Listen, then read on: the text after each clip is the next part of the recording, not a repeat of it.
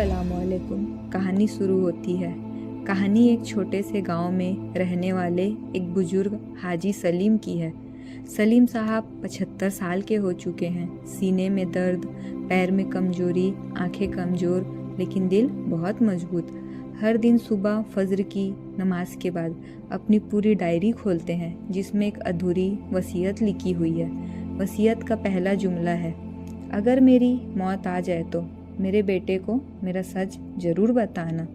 बेटा अजहर एक पढ़ा लिखा, स्मार्ट और बहुत बिजी इंसान था।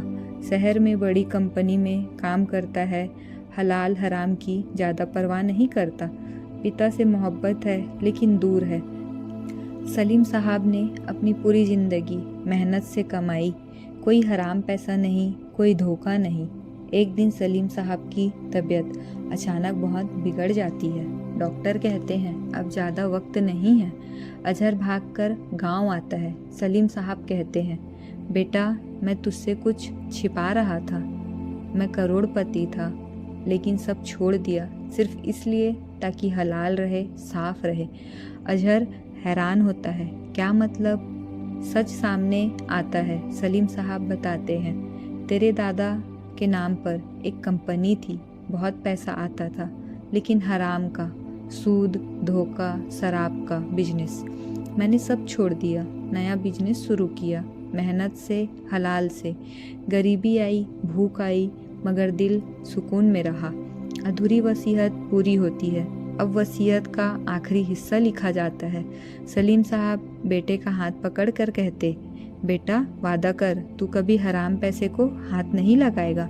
मैं खाली जेब जा रहा हूँ, लेकिन उम्मीद है कि मेरा रब मुझे भरपूर देगा। अजहर की आंखों में आंसू होते हैं। वो सजदे में गिर जाता है पहली बार। कुछ दिन बाद सलीम साहब इस दुनिया से चले जाते हैं, जिनके जनाजे में पूरा गांव शामिल होता है। कोई कहता है, ये वो आदमी था जिसने ईमान बचाने के लिए सब कुछ खो दिया और जन्नत कमा ली।